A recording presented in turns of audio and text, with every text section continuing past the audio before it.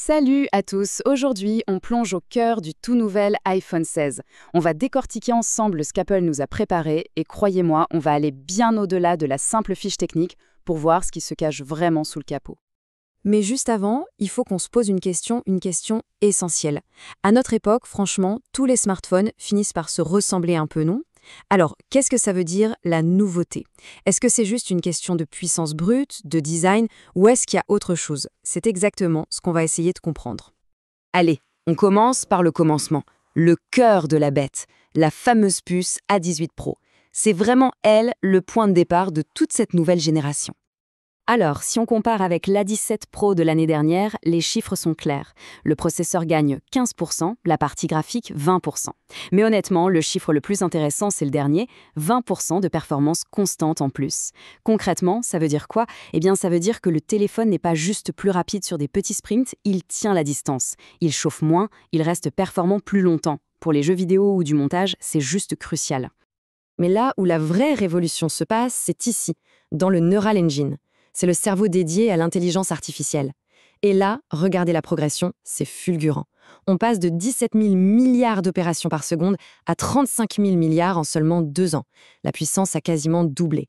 Et cette puissance, eh bien, c'est la clé de tout ce qui va suivre.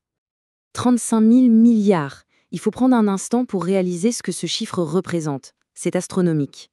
Et c'est cette puissance de calcul brut qui permet à Apple de faire tourner son IA directement sur l'appareil. Résultat, c'est plus rapide, plus personnalisé et surtout beaucoup plus sécurisé. Bon, cette puce, c'est bien beau sur le papier, mais voyons comment elle se traduit dans le monde réel, sur le matériel et le design du téléphone. Une des grosses nouveautés physiques, c'est ce bouton, la commande de l'appareil photo.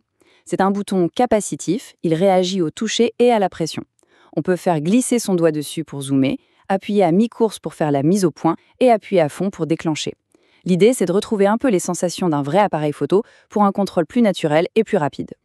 Et ce bouton, il est au service d'un bloc photo entièrement repensé. Le truc vraiment important ici, c'est le nouvel ultra grand angle qui passe lui aussi à 48 mégapixels. En clair, ça donne des photos de paysages avec un niveau de détail incroyable et surtout, ça permet de faire des photos macro d'une netteté bluffante. Le zoom optique 5X qui était réservé au gros modèle Pro Max arrive enfin sur le Pro standard. Et puis, la vidéo 4K Dolby Vision à 120 images par seconde, c'est du jamais vu sur un smartphone. Ça ouvre la porte à des ralentis d'une fluidité absolument cinématographique. Plus de puissance, de meilleures photos. Mais la batterie dans tout ça, eh bien, cette analyse du youtubeur Jojol est très parlante. Il a poussé les téléphones dans leur dernier retranchement. Et regardez, l'iPhone 16 Pro Max tient 9 heures et 8 minutes. C'est 1 heure et demie de plus que son prédécesseur. C'est une amélioration énorme qui est possible grâce à l'efficacité de la puce A18, bien sûr, mais aussi à des batteries physiquement plus grandes. Et maintenant, passons au logiciel. Parce que tout ce nouveau matériel, il a été conçu avec un seul objectif en tête. Faire tourner Apple Intelligence, le nouveau système d'IA intégré à iOS 18. Apple appelle ça un système d'intelligence personnelle. Et le mot-clé ici, c'est vraiment personnel. Contrairement à beaucoup d'IA qui tournent dans le cloud, une grande partie d'Apple Intelligence fonctionne localement, sur le téléphone. Ça lui permet d'accéder à nos emails, nos messages, nos photos, pour comprendre notre contexte et donner des réponses vraiment utiles, tout ça sans compromettre la vie privée.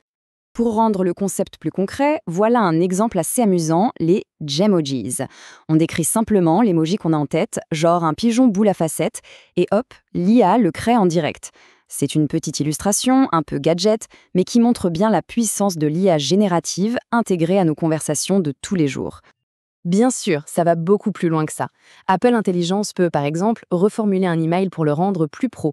Il peut résumer un long article ou même une discussion audio, ou encore trier intelligemment les notifications. Et Siri, eh bien Siri devient enfin plus malin, capable de comprendre le contexte et d'enchaîner plusieurs demandes de façon bien plus naturelle. Mais au-delà de toute cette technologie, qu'est-ce qui compte vraiment pour les utilisateurs? Les specs purs et durs ou le style? C'est un éternel débat. D'un côté, il y a ce point de vue qui vient d'une discussion sur Reddit. Pour certains, l'ADN d'Apple, c'est le design, l'objet en lui-même. Il doit être beau, agréable en main.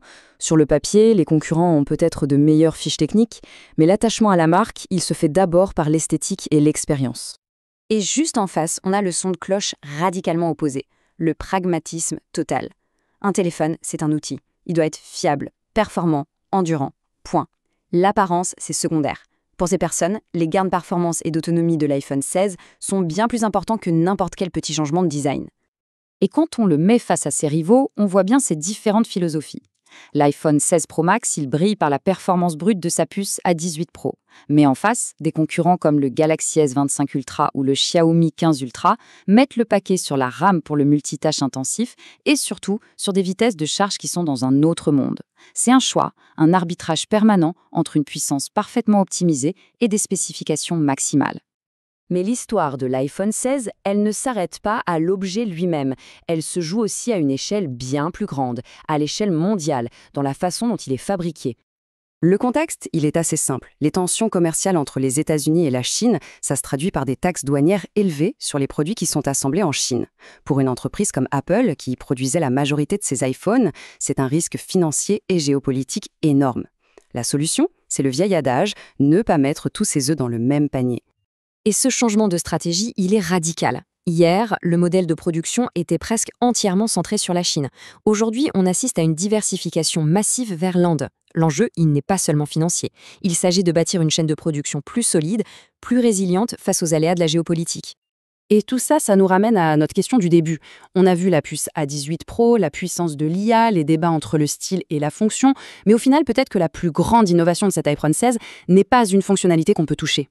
Peut-être que c'est cette immense réorganisation mondiale qu'il incarne. Une réflexion qui, pour le coup, dépasse largement le cadre de la tech.